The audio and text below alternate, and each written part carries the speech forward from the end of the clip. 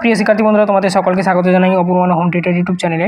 আজ আমি তোমাদের সঙ্গে ভারতের ধান চাষের অনুকূল প্রাকৃতিক পরিবেশের বর্ণনা দাও, এই প্রশ্নের মান থাকে 5। তো এই প্রশ্নটা সম্পর্কে আলোচনা করব। এবারে তোমরা যারা মাধ্যমিক দিচ্ছ, তোমরা যারা 2024-এ মাধ্যমিকের জন্য টেস্ট দেবে, অর্থাৎ 25-এ তোমরা মাধ্যমিক দেবে, 24-এ তোমাদের টেস্ট পরীক্ষা এবং তোমরা 2025-এ মাধ্যমিক দিচ্ছ, ঠিক আছে? তোমাদের জন্য ইম্পর্টেন্ট রয়েছে প্রশ্নটা। তো দেখো, ফার্স্ট আমরা এখানে যে পয়েন্টে আলোচনা করব, জলবায়ু 1 নাম্বার পয়েন্ট।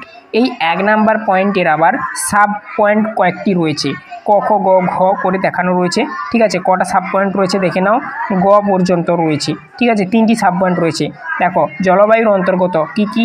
উষ্ণতা, দেখো 20 ডিগ্রি থেকে 30 ডিগ্রি সেলসিয়াস উষ্ণতা ধান চাষের অনুকূল, তবে 15 ডিগ্রি সেলসিয়াস উষ্ণতায় ভারতে বোরো ধান চাষ করা হয়। তাহলে ভারতে বোরো ধানটা কিন্তু 15 ডিগ্রি সেলসিয়াস উষ্ণতায়ও চাষ করা হয়, এটাই তোমরা লিখবে, ঠিক আছে? আমি এখানে নোটসে যা যা দেখাচ্ছি তোমরা ওগুলোই খাতাতে লিখে নাও, ঠিক আছে? এছাড়া আমাদের কাছ থেকে নোটস যদি তোমরা কিনতে চাও, অর্থাৎ পারচেস করতে চাও, তো আমাদের হোয়াটসঅ্যাপ নাম্বারে যোগাযোগ করতে পারো। ডেসক্রিপশানে হোয়াটসঅ্যাপ নাম্বার দেওয়া রয়েছে। এছাড়া স্ক্রিনে দেখো ওখানে একটা নাম্বার উঠছে, ওই নাম্বারটা, ঠিক আছে? তো অনলি হোয়াটসঅ্যাপ, কোনো কল করার প্রয়োজন নেই, ঠিক আছে? তো যাই হোক, তারপর দেখো বৃষ্টিপাত দেখো এখানে কি বলা রয়েছে। বৃষ্টিপাত ধান চাষের জন্য বছরে গড়ে 100 থেকে 200 সেমির বৃষ্টিপাতের প্রয়োজন হয়। চারা গাছ বেড়ে ওঠার সময় প্রতি মাসে গড়ে অত্যন্ত 12 সেন্টিমিটার বৃষ্টিপাতের দরকার হয়। ধান চাষ করতে প্রচুর জলের প্রয়োজন হয়, একে তৃষ্ণার্ত ফসল বলা হয়। তাহলে এখান থেকে আমরা একটা নতুন জিনিস জানলাম, ধান কিন্তু তৃষ্ণার্ত ফসল। কেন তৃষ্ণার্ত ফসল? তার কারণটা হচ্ছে কি, এখানেই ব্যাখ্যা করা রয়েছে যে ধান চাষের জন্য গড়ে 100 থেকে 200 সেন্টিমিটারের বৃষ্টিপাতের প্রয়োজন হয়, ঠিক আছে? চারা গাছ বেড়ে ওঠার সময় প্রতি মাসে গড়ে অত্যন্ত 12 সেন্টিমিটারের বৃষ্টিপাত হয়, নাহলে হবে না। এই সমস্ত কারণগুলোর জন্যই কিন্তু ধানকে তৃষ্ণার্ত ফসল বলা হয়। তারপরে দেখো আর্দ্রতা সাব পয়েন্ট, যেটা 3 নাম্বার যে সাব পয়েন্ট, অর্থাৎ গদ দাগে আর্দ্রতা ওই জলবায়ুর অন্তর্গত। জলবায়ু যে পয়েন্টটা, সেই জলবায়ু পয়েন্টের অন্তর্গত, ঠিক আছে? চারা গাছ বাড়ার সময় বা বেড়ে ওঠার সময় এভাবেও তোমরা লিখতে পারো। বাতাসে আর্দ্রতা বেশি, এখানে আর্দ্রতা স্পেলিংটা একটু দেখে নেবে, ভুল রয়েছে, দয়রে হতো, আর্দ্রতা বেশি থাকা প্রয়োজন। কিন্তু ধান পাকা সময় ও কাটার সময় আবহাওয়া জরুরি, ঠিক আছে? আর এই যে আর্দ্রতা বানানটা, এটা কম্পিউটারে টাইপিং করার সময় কোনো কারণবশত দয়রেটা ওঠেনি, যাই হোক ওটা একটু আমি করে দিলাম, কালেকশান করে দিলাম, কিছু মনে করো না। দেখো, এরপর আমি নেক্সট যে পয়েন্টে আলোচনা করব, এরপরে 3টি সাব পয়েন্ট হয়ে গেল জলবায়ু ছিল আমাদের 1 নাম্বার পয়েন্ট। 2 নাম্বার পয়েন্ট এবারে আমাদের মাটিতে কোনো সাব পয়েন্ট নেই।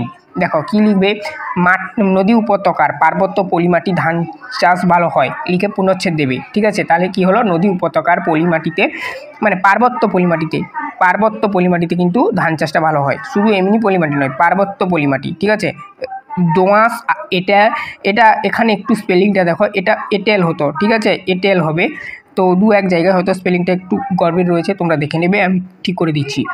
এটেল ও পলিমাটিতে ধান চাষ ভালো হয়, বা ধান চাষের জন্য এটি ভালো। দেখো, এবারে আমরা 3 নাম্বার পয়েন্ট দেব, ভূমি। সমতল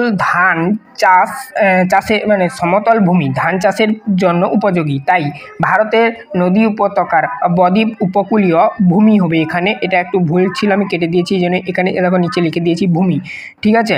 তো নদী উপত্যকার ভূমি প্রচুর ধান চাষ হয়, নদী উপত্যকার ভূমিতে প্রচুর ধান চাষ হয়, এটা অ্যাড করে দেবে এই ভূমি শব্দটা, ঠিক আছে?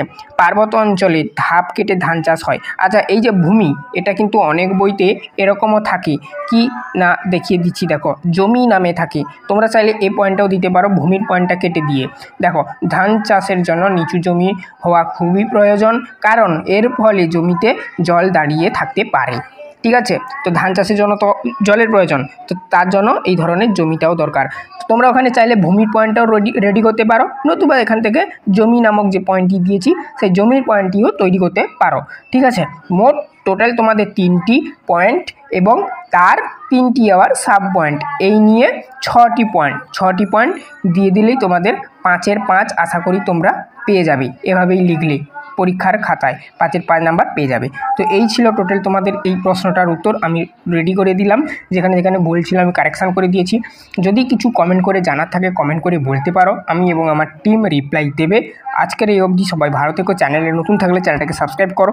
যারা নোটস পারচেস করতে পারছো না, চাইলে আমার এই নোটসটি দেখেও এখান থেকে লিখে নিতে পারো খাতাতে, ঠিক আছে? তো অবশ্যই সমস্ত ক্লাসগুলো পাওয়ার জন্য, তোমাদের মাধ্যমিকের সামনে পরীক্ষা, তো সমস্ত এখন স্টাডি নোটস তোমাদের সামনে এভাবে আলোচনা হবে। তো অবশ্যই চ্যানেলটাকে সাবস্ক্রাইব করে বেল আইকন অপশানে চেয়ে রাখবে, আর পুরো ভিডিওগুলো দেখবে, আর বন্ধুদের মধ্যে ভিডিওগুলো অবশ্যই শেয়ার করবে। আজই অবধি, সবাই ভালো থেকো, দেখা হবে নেক্সট ভিডিওতে।